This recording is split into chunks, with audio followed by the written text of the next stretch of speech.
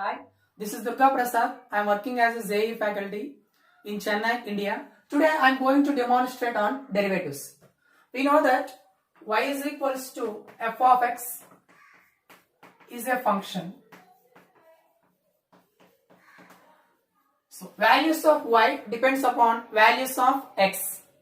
So as x changes, y also changes. So let me find change in x with respect to x. So that is given by del y by del x. So where del y is called change in y,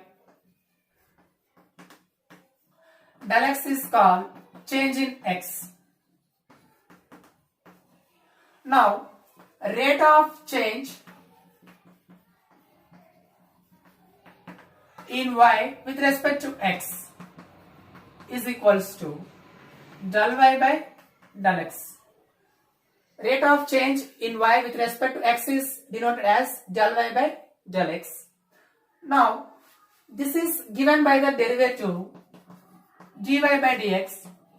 In this session we are going to derive a principle to find derivative of some standard functions. That principle is called first principle of derivative. So let me discuss what is the first principle of derivative to find derivative of some standard functions.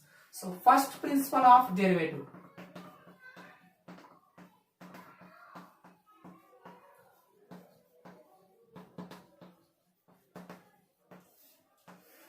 So let us consider a function y is equals to f of x, whose graph, for suppose like this. On this function, let me consider 2 points a and b. Let a coordinates are x comma f of x, b coordinates are x plus h comma f of x plus h. Now change in y is equals to f of x plus h minus f of x. Change in x is equals to x plus h minus x, which is equals to h. Now rate of change in y with respect to x, del y by del x equals to f of x plus h minus f of x over change in x is h. But we need to find instantaneous rate of change. What is the term instantaneous rate of change? Indicates that when there is a small change in x, the small change in x is nothing but h, which is very smaller, so it tends to 0. Then this is called first principle of derivative. dy by dx is equals to limit h tends to 0 f of x plus h minus f of x over h. Now let me discuss one application of first principle of derivative. So please look at this question. Find derivative of x raised to n using first principle of derivative. Here the given function is f of x is equals to x raised to n. According to the first principle of derivative, the derivative of this function is given by limit h tends to 0 f of x plus h minus f of x over h. So let me substitute the required things in this. F of x plus h is given by x plus h raised to n minus f of x is x raised to n over h. So now let me expand using the binomial expansion.